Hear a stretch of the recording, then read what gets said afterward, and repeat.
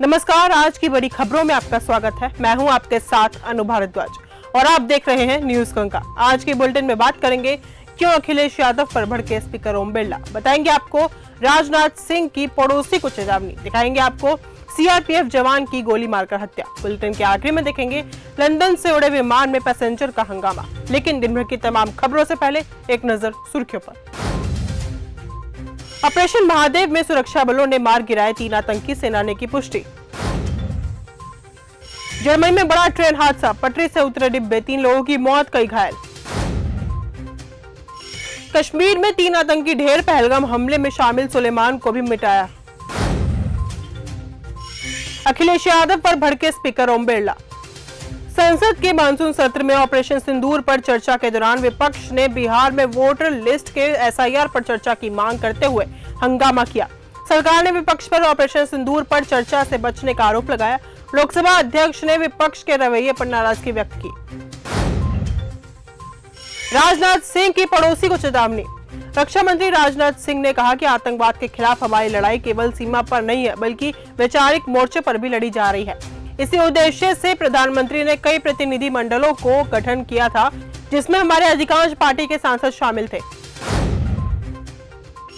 बंगालियों को किया जा रहा परेशान। पश्चिम बंगाल की मुख्यमंत्री ममता बनर्जी ने एक वीडियो ट्वीट किया और कहा कि दिल्ली में रहने वाली एक महिला और उसके बच्चे के साथ दिल्ली पुलिस ने मारपीट की। ममता बनर्जी ने आरोप लगाया कि बंगाल के रहने वाले लोगों को परेशान किया जा रहा है। पुलिस पर आरोप है कि 25,000 रुपए लेकर शाजी नूर को छोड़ा गया। पहलगाम हमले में शामिल सुलेमान को मिटाया मिट्टी में। श्रीनगर में सेना ने सोमवार को ऑपरेशन महादेव लॉन्च किया। सुरक्षा बलों ने आतंकवादियों के इलाके में छिपे होने की जानकारी मिलने के बाद सर्च ऑपरेशन शुरू किया। इस ऑपरेशन के तहत सेना को बड़ी कामयाबी मिली है। अभी तक 3 आतंकवादियों को ढेर किया जा चुका है। साथ ही जानकारी ये भी सामने आई है कि पहलगाम हमले में शामिल सुलेमान को भी मार गिराया है। सीएम योगी ने बनाया रिकॉर्ड। योगी आदित्यनाथ ने एक रिकॉर्ड दर्ज किया है। वो उत्तर प्रदेश के सबसे लंबे समय तक सीएम पद की जिम्मेदारी संभालने वाले नेता बन गए हैं।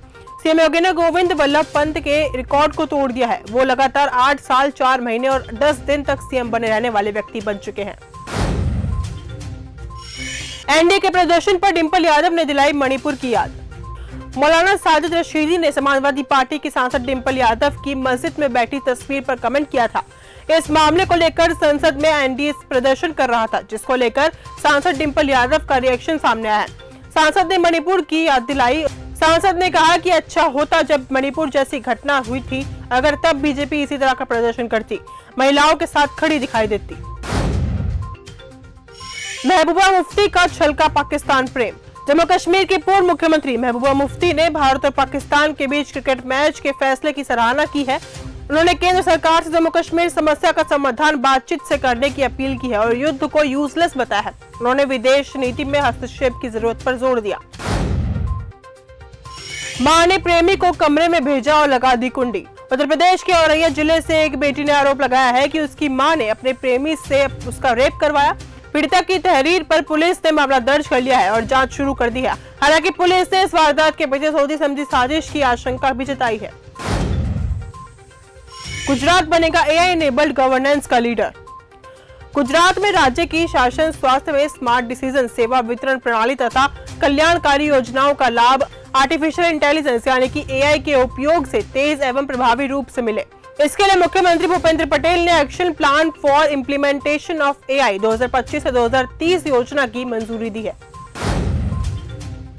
सीआरपीएफ जवान की गोली मारकर हत्या। हरियाणा के सोनीपत से सीआरपीएफ जवान की गोली मारकर हत्या कर देने वाला मामला सामने आया है। इस मामले में एसीपी श्रीकांत ने कहा कि हमने पीड़ित के पिता बलवंत द्वारा दर्ज कराई गई एफआईआर दर्ज कर ली है।